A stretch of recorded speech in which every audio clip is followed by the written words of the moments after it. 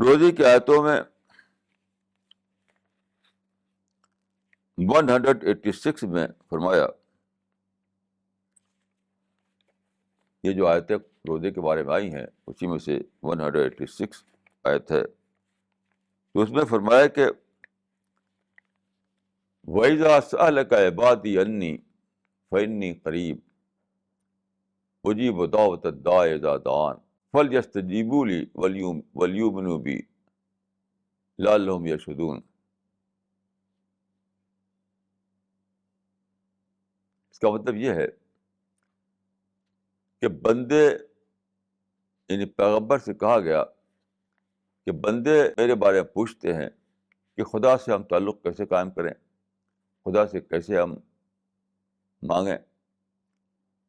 تو فرمایا کہ بندے پوچھتے ہیں میرے بارے میں تو کہہ دو کہ میں تمہارے بہت قریب ہوں، ہر انسان کے قریب ہوں۔ قریب مطلب یہ نہیں کہ وہیں جیسے ہمارا ایک ساتھی بیٹھا ہوا اسی وہ بھی بیٹھا ہوا۔ خدا کا علم ہم کو محیط، خدا کا علم ہمارے احاطہ کیے ہوئے ہے، خدا کی طاقت ہمارے احاطے کیے ہوئے ہے، تو ہماری ہر بات کا خدا کا علم ہے، ہماری ہر بات خدا ڈائریکٹ طور پر سنتا ہے، ڈائریکٹ طور پر، کسی بیچ کے کسی ذریعے کے بغیر۔ تو فرمایا کہ بندوں کو کہہ دو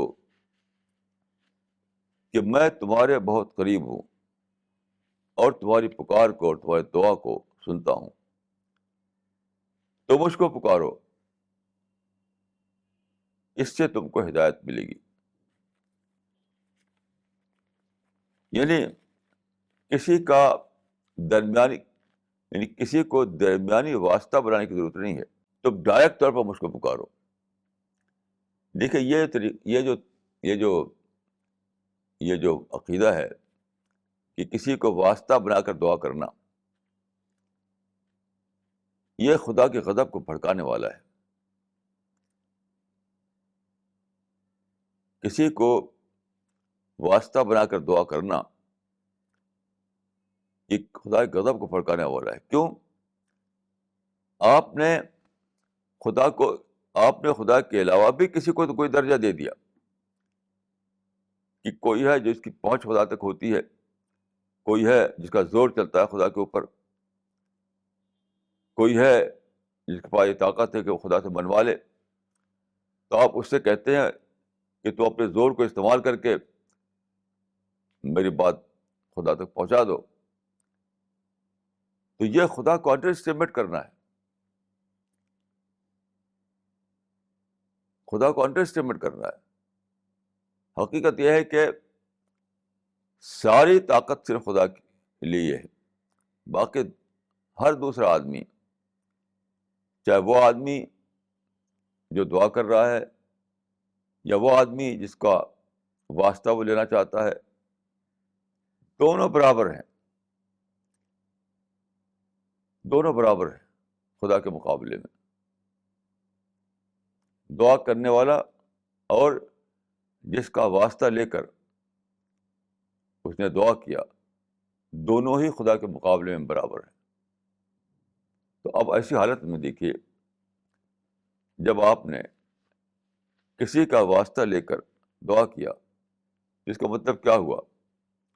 اس کا مطلب ہے کہ آپ نے خدا کے علاوہ بھی کسی کو کوئی درجہ دے دیا، خدا کے سوا بھی کسی کو آپ نے کوئی درجہ دے دیا، ان کا بھی ایک مرتبہ ہے،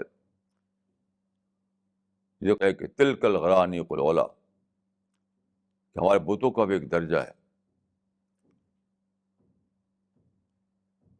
عرب کے مشرکین کہتے تھے، ان کے جو بت تھے،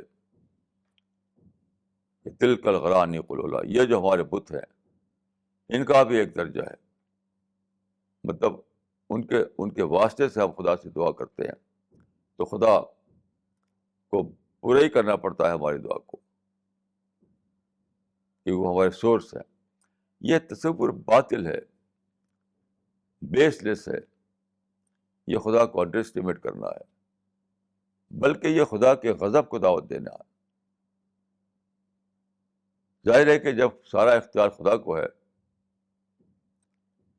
سارا اختیار پورے معنوں میں اور ہر اعتبار سے خدا کو ہے، تو اب آپ کسی اور کا واسطہ بنائیں تو کیا آپ نے مان لیا کہ یہ جو واسطہ ہے اس کے پاس بھی کوئی طاقت ہے، اس کے پاس بھی کوئی زور ہے؟ یہ تو خدا کے غضب کو دعوت دینا ہو گیا۔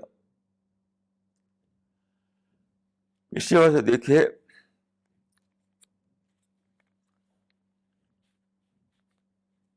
انسان، حدیث میں آتا ہے کہ جب کوئی انسان خدا سے دعا نہ کرے، خدا سے نہ مانگے، تو خدا اس پر غضبناک ہوتا ہے۔ کیوں؟ دعا اپنے بندگی کا اظہار ہے، دعا خدا کی حیثیت کو تسلیم کرنا ہے۔ جب آپ خدا سے دعا کریں تو آپ نے خدا کی حیثیت کو تسلیم کیا، حیثیت اعلیٰ کو۔ دعا کا مطلب یہ ہے کہ میں عاجز ہوں اور خدا جو ہے وہ قادر مطلق ہے۔ دعا کا مطلب یہ ہے کہ میں پاور لیس ہوں اور خدا آل پاورفل ہے۔ یہ ہے خدا دعا کا مطلب۔ تو دعا جو ہے خدا کی خدائی کا اعتراف ہے۔ اسی لیے آیا کہ جو خدا دعا نہیں کرتا خدا اس پر غضبناک ہوتا ہے۔ کا مطلب ہے کہ وہ خدا کی خدائی کا اعتراف نہیں کر رہا ہے۔ تو دعا کا بارے میں حدیث میں آتا ہے کہ کبھی ایسا ہوتا ہے کہ دعا اسی وقت قبول ہو جاتی ہے، کبھی ایسا ہوتا ہے کہ اس دعا کو خدا ذخیرہ کر دیتا ہے، اسٹور کر دیتا ہے اور اپنے وقت پر اس کو پورا کرتا ہے۔ تو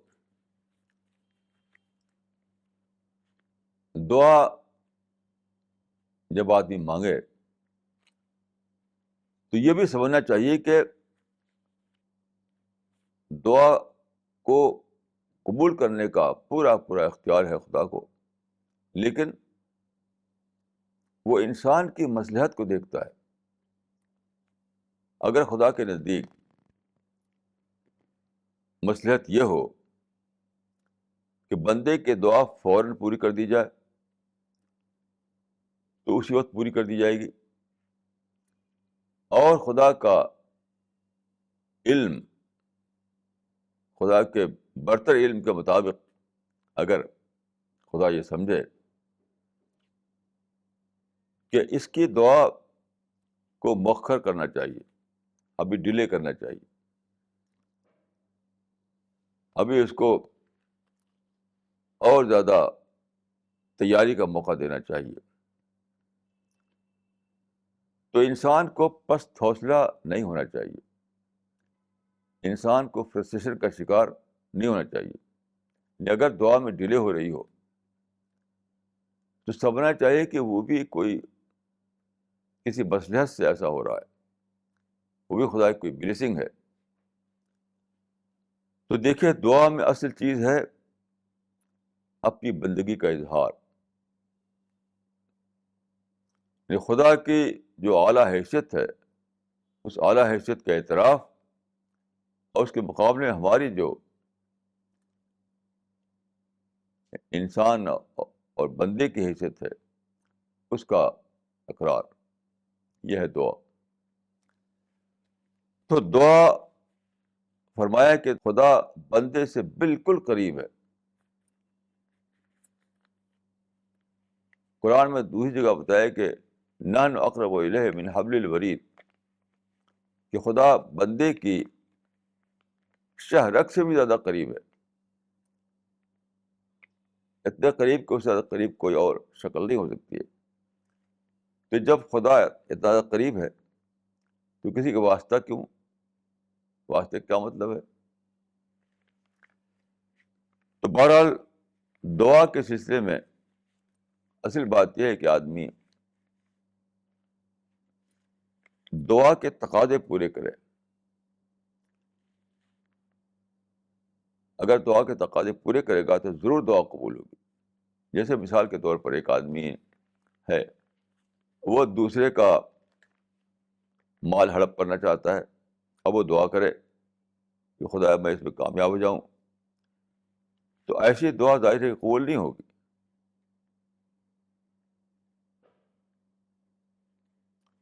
آپ جب دعا کریں تو اس کے مطابق عمل کرنا ضروری ہے.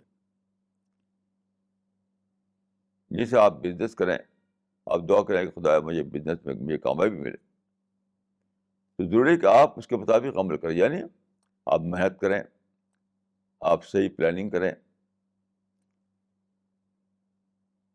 ایسا نہیں کہ آپ پلاننگ نہ کریں، محنت نہ کریں اور دعا کریں کہ میرا بزنس کامیاب ہو جائے. ایسی دعا کبھی قبول نہیں ہوگی. جہاں تک میں نے سمجھا ہے یہ 50-50 کا معاملہ ہے. یہ 50-50 کا معاملہ، یعنی 50% خدا کی مدد اور 50% انسان کا اپنا حصہ. جب انسان اپنا حصہ ادا کرتا ہے تو خدا کی مدد فوراً آتی ہے اور بقیہ 50% کو پورا کر دیتی ہے. تو دعا میں ایک بات یہ ہوئی کہ کسی واسطے کے بغیر دعا کرنا چاہیے. دوسری بات یہ ہوئی کہ جب بھی آپ دعا کریں تو دعا کے مطابق عمل ضروری ہے. دعا کے مطابق عمل، ایسا نہیں کہ دعا کچھ ہے اور عمل کچھ ہے، تو ایسی دعا ظاہر ہے کہ قبول نہیں ہو سکتی.